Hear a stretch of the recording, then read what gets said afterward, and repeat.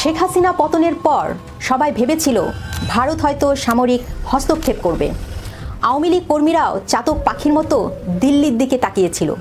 কিন্তু নরেন্দ্র মোদী শান্ত ছিলেন। অজিত দোভাল, এস জয়শঙ্কর আর অমিত শাহের ডায়েরিতে তখন লেখা হচ্ছিল অন্য এক মহাকাব্য, যে পরিকল্পনায় ছিল এক ঢিলে 4টি পাখি শিকারের নীল নকশা। আমরা বিশ্লেষণ করব কেন ভারত এতদিন চুপ ছিল, শেখ হাসিনা বিদায়ের পর নরেন্দ্র মোদী কোন 4টি পাখি মারলেন, আর এখন কেন মমতা বন্দ্যোপাধ্যায়ের বিদায়ের ঘণ্টার সাথে সাথে শেখ হাসিনার বাংলাদেশে রাজকীয় ফেরার গুঞ্জন জোরালো হচ্ছে।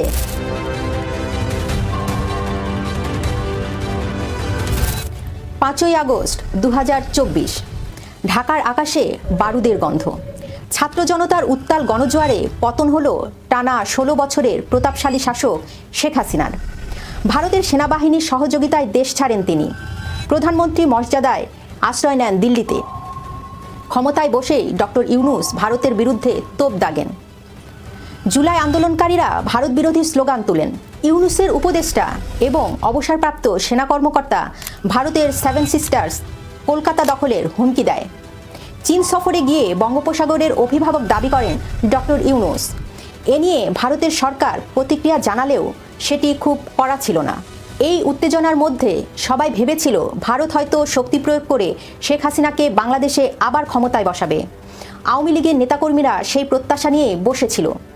ডিসেম্বর, জানুয়ারি, ফেব্রুয়ারি, মার্চ এই বুঝি ভারত অ্যাটাক করবে, এমন শঙ্কার কথা বারবার ভারতের কিছু গণমাধ্যম ও ইউটিউবে ব্যাপক প্রচার হয়েছে।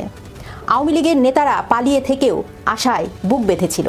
শেখ হাসিনা ভারতের বিশ্বস্ত বন্ধু। ভারতের প্রধানমন্ত্রী নরেন্দ্র মোদীর সঙ্গে আওয়ামী লীগের সখ্যতাও বেশি।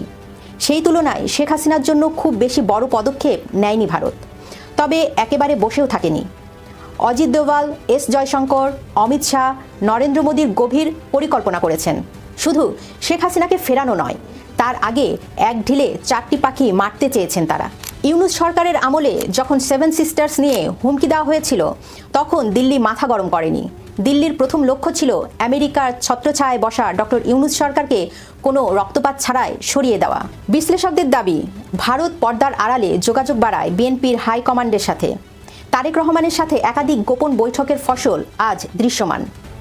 ইউনূসের অধ্যায়ের সমাপ্তি আর বিএনপির হাত ধরে স্থিতিশীলতা ফেরানো, এটিই ছিল মোদির প্রথম লক্ষ্য। ভারত প্রমাণ করতে চেয়েছিল শক্তি প্রয়োগ নয়, কৌশলই আসল। দ্বিতীয় পরিকল্পনা ছিল বাংলাদেশের শিকড় গেড়ে বসা ভারত বিরোধিতা দূর করা। দীর্ঘ 16 বছর প্রচারণা ছিল শেখ হাসিনা সবকিছু ভারতকে দিয়ে দিয়েছেন। কিন্তু ইউনূস সরকার বা পরবর্তী সময়ে তারেক রহমান সরকার এমন একটি চুক্তি দেখাতে পারেনি যা বাংলাদেশের স্বার্থের পরিপন্থী। উল্টো দেখা গেল চরম অর্থনৈতিক সংকটে ভারতের পেঁয়াজ, চাল আর তেল ছাড়া বাংলাদেশের মানুষের হাহাকার থামছে না। বয়কটের ডাক দেওয়া মানুষগুলোই এখন গ্রোগাসে গিলছে ভারতীয় পণ্য। দিল্লি না ঢাকা স্লোগান এখন জাদুঘরে। মোদী প্রমাণ করেছেন ভৌগোলিক কারণেই বাংলাদেশ ভারতের ওপর নির্ভরশীল। নরেন্দ্র মোদীর তৃতীয় লক্ষ্য ছিল বাংলাদেশে উগ্রবাদ নিয়ন্ত্রণ। শেখ হাসিনার পতনের পর প্রশাসনে যখন জামায়াতের জয় জয়কার, তখন ভারত উদ্বিগ্ন ছিল।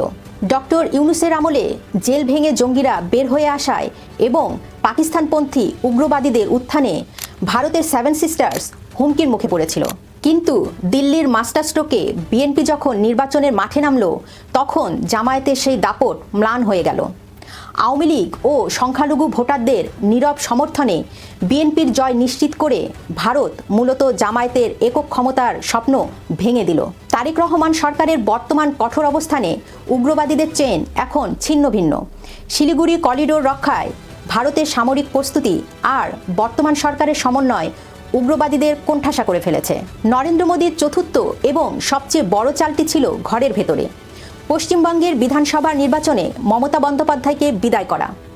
বাংলাদেশে উগ্রবাদের জুজু দেখিয়ে আর হিন্দুদের ওপর নির্যাতনের চিত্র তুলে ধরে বিজেপি পশ্চিমবঙ্গের ভোটারদের বুঝিয়েছেন, মমতা থাকলে বাংলাও বাংলাদেশ হয়ে যাবে। বাংলাদেশের অস্থিরতার উত্তাপকে কাজে লাগিয়ে হিন্দুত্ববাদের তাস খেলেছে বিজেপি। 2 দফার ভোটে এখন এটি স্পষ্ট যে নবান্নে এবার গেরুয়া পতাকা উঠতে চলেছে। মমতা বন্দ্যোপাধ্যায়ের বিদায় এখন সময়ের ব্যাপার মাত্র। মোদী বুঝিয়ে দিয়েছেন অন্যের আগুনেও আলু পুড়িয়ে খাওয়া যায়। এখন প্রশ্ন হচ্ছে, নরেন্দ্র মোদীর 4টি প্রত্যাশা পূরণ হয়েছে, তবে কি এবার শেখ হাসিনাকে রাজকীয়ভাবে বাংলাদেশে ফেরাবেন? ভারত সরকার এতদিন অপেক্ষা করছিল পশ্চিমবঙ্গের ভোটের জন্য। ঘরের মাঠ নিরাপদ না করে প্রতিবেশী দেশে হস্তক্ষেপ করা ছিল ঝুঁকিপূর্ণ। এখন একদিকে বাংলাদেশে বন্ধুত্বপূর্ণ বিএনপি সরকার, অন্যদিকে উগ্রবাদীদের কোণঠাসা অবস্থা, আর ঘরের পাশে পশ্চিমবঙ্গে বিজেপি সরকার। শেখ হাসিনা ভারতের জন্য কেবল একজন বন্ধু নন, তিনি ভারতের দীর্ঘমেয়াদী বিনিয়োগ। বিশ্লেষকরা মনে করছেন, এবার সরাসরি সামরিক হস্তক্ষেপ নয়, বরং কূটনৈতিক ও রাজনৈতিক সমঝোতার মাধ্যমে শেখ হাসিনাকে সসম্মানে বাংলাদেশে ফেরানোর প্রক্রিয়া শুরু করতে পারে দিল্লি। পশ্চিমবঙ্গে মমতা বন্দ্যোপাধ্যায়ের রাজনৈতিক বিসর্জন কি শেখ হাসিনার বাংলাদেশে রাজকীয় আগমনের পথ প্রশস্ত করছে? এই প্রশ্নের উত্তর সময় দেবে।